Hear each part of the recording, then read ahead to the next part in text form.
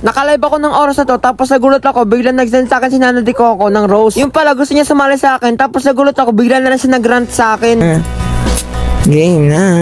Sali. Alam, nag-comment si Nana de Coco. Alam, legit nga Nana de Coco. Silang pinat si Nana de Coco. Ano si Nana de Coco? Sali ka? Ito na. Tara. Yun. Tara. Ito, open mic.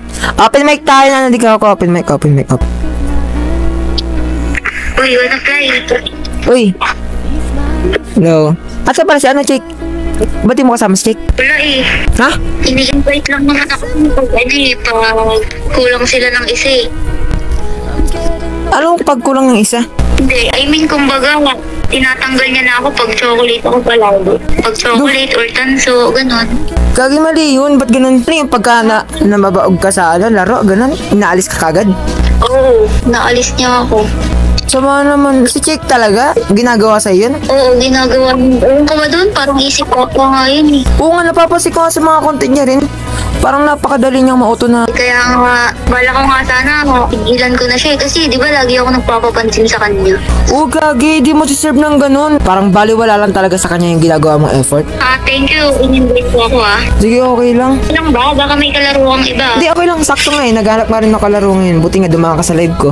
Ano, laro muna tayo? Invite mo ako. Kaya, ano na. Hindi ko rin alam na ganyan pala yung kalagayan mo ngayon. Start mo na. Yes, papapakay guys. Baka may kalaro ka pang iba Baka siningit mo lang ako. Wala. Ganito si Nahin ni Chick. Di kasi ako pinapansin mo eh, mga kainis. Kaya nga, sumali ako sa'yo eh. Buti, sumali mo. Uy, ala yun. Pag-Angela mo na ako. Sige, okay lang. Yun no? Ga-Angela din naman ako. Kailan ba Sa'yo lang ako sasama. Ikaw lang susundan. Yun ang gusto ko. Sigurado ako, nakafocus ka lang sa akin ha. Oo. Maagaw ka. Guys, wala akong inagaw guys. Nagrarat lang sa akin si Nana de Coco kasi hindi naman talaga tama yung ginagawa sa kanya ni Chick. Imagine nyo, nag-e-effort si Nana de Coco kay Chick tapos ganyan lang gagawin sa kanya. Nagko-comment na ako dun kay Chick eh. Lagi na akong pinaprangka. Pangit naman gawin sa babae nun. Ang pinsik basa talaga. Wala, isip bata yun. Kasi hindi pa siya, napaka-immature niya pa kasi hindi niya pa naiisip yung tunay na buhay talaga.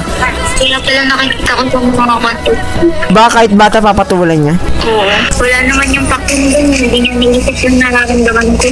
Kahit tingnan niyo pa sa comment section, mali si Chick. O, tingnan mo ito nagbasa. Pero minsan din kasi dahan-dahan sa pagsasalita, di mo man lang alam kung nasasaktan yung isang babae. Di ko naman kasalanan na pumunta siya dito sa live ko para mag-rant siya sa akin. Imagine nyo, Nana de Coco nag-e-effort parate, lalo na pag pumapasok siya sa live. Buong live pinapasok ni Nana de Coco. Ilang oras nandun si Nana de Coco. Pero anong ginagawa? Binabastos lang ni Chick sa mga pananalita si Nana de Coco.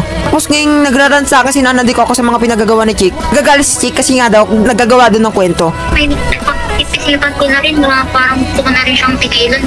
Hindi sabi ko sa'yo na tigilan mo siya, pero parang gano'n na nga kasi yung effort mo, baliwala lang yun eh. Para ka lang nagmamahal sa hangin. Wala kang mapapala dyan kung ganyan lang siya parati sa'yo. May nababalitaan kasi ako. Na? Ano ka ba? I mean, totoong lalaki ka ba talaga? Dami kasi nagko-comment eh na malambot ka daw. Hindi ko alam kung maniniwala ako eh. Sa totoo lang, ang tagal lang napakadami nagtatanong niyan, tsaka ang dami ng aasar na ganyan. Pero, aaminin ko na talaga, walang halong baloktot. Kahit ikaw, kaya kong mahalin. Kaya, nababasa ko lang kasi sa mga comment section.